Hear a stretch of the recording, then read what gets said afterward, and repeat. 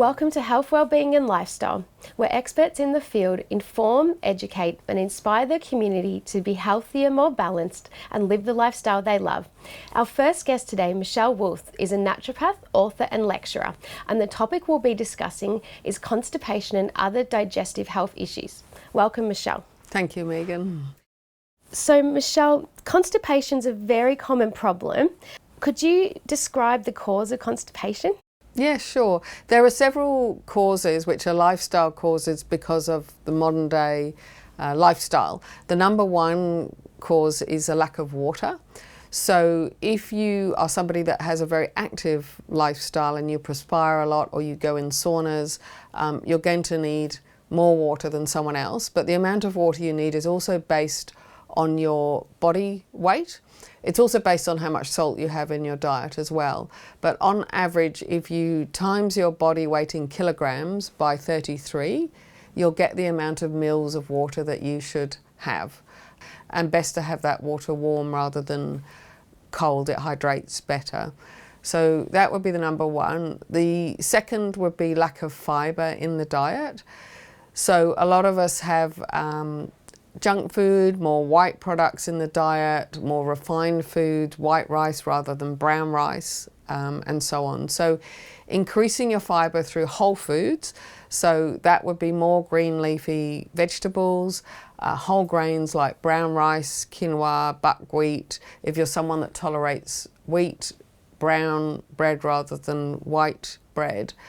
And if there's still constipation, you can have fibres that are even more effective than that. So for example, 1 tablespoon of chia seeds a day and or a teaspoon of ground flax seeds or LSA a day. And the highest fibre out of any fruit is actually figs. And figs also contain a lot of calcium. So 1 to 2 figs a day can correct the problem. A breakfast that I would commonly prescribe is oat bran, which is very fibrous, mixed with hot water with some figs and some chia seeds and some LSA, and that's a really, really good fibre to get the bowel moving. If it's not resolved by that, then look at exercise. So we've become very sedentary in our lifestyle compared to how much we're supposed to move, and the body needs to move in order for the bowel to move. If you haven't got a certain period of time for normal exercise, then you can invest in like a small trampoline or a lymphosizer, it's often called. Bounce up and down while you're watching television. That's really good exercise for the gut. And the other thing I would say is that we're actually not designed to sit on the toilets in the position that we sit in. So in countries like Asia and in France, a lot of the toilets are holes in the ground, and the bottom part of your bowel opens right up when you're squatting. So there are several companies that have squatting stools that go around toilets that can make a considerable difference to constipation and easy passage from the bowel. After that, the next most important thing would be probiotics. So probiotics are often known as bifidus and lactobacillus as the main ones, but there are over 700 recorded species now. And they come from foods like plain yogurt. There's a Balkan drink called kefir, which has huge amounts of probiotics. That's readily available in health food shops, or you can make it yourself. And having foods like sauerkraut, so fermented cabbage as an example, small amounts with the meals. If you've addressed all of those and there's still constipation, then have a look at your stress levels. So that can have a big impact on the bowel with the mind-gut connection. So if you're holding on to emotions, often the bowel can hold on and you can be constipated. If you've got a lot of worry that's going over a period of time, that can often hold on the bowel. So there are specific lifestyle techniques that you can do to release that stress. If it's more complicated, you might want to see a professional counsellor or psychotherapist to help release that. And I would use specific herbs for the gut-brain connection and to relax the gut and calm the mind. So stress has quite a big impact, and quite a big impact. There can be more serious illnesses like hypothyroid that can cause. What problems does constipation cause to the body? So it can cause a lot of very uncomfortable symptoms. Bloating is a big one, which can be really uncomfortable for people. Sometimes it causes excessive gas.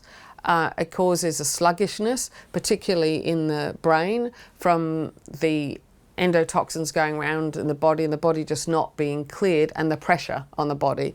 If you're very constipated, it also causes a lot of pressure on the heart, and it can make you feel quite unhappy and quite down if it goes on, both from the uncomfortable feeling and the toxins not being passed. So you've got an unhealthy fermentation that goes on in the gut. So, you know, every 24 to 48 hours, the food should be moving out of the gut. It's like a rubbish bin that needs to be moved out, not causing recirculating toxins and mind problems. It can also cause problems with sleep. So some people wake up in the night because their gut is uncomfortable.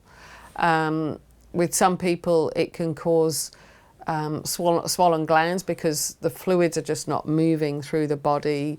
And you'd be more prone to, like if you're somebody that suffers with eczema, for example, it will be worse when you're constipated because, because the toxins are not free flowing out of the body. Do you have any tips for our viewers for some healthy eating? Yeah, so there's lots of tips for healthy eating as far as constipation goes. So having enough fibre is very important. So always have your whole grains, so brown rice instead of white rice. Every grain you have a whole grain. Green leafy vegetables. Your 1 tablespoon of chia seeds a day can be amazing. A teaspoon of ground flax seeds a day. 1 to 2 figs a day. All these things move the bowel.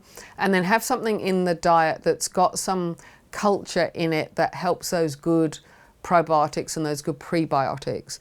So plain yogurt or kefir, which is actually a Balkan drink that has many times more good flora and fauna than plain yogurt. That's readily available from a health food shop, and it's spelt Kefir. And avoiding white foods and avoiding junk foods, avoiding fizzy drinks and drinks with colourings in, that all will help the gut and will help constipation. Fantastic information, Michele. If you'd like to know more about constipation and other digestive issues and Michele Wolff, please go to her webpage on our website, healthwellbeingandlifestyle.com.au. And after the break, we have another interesting guest with another interesting topic.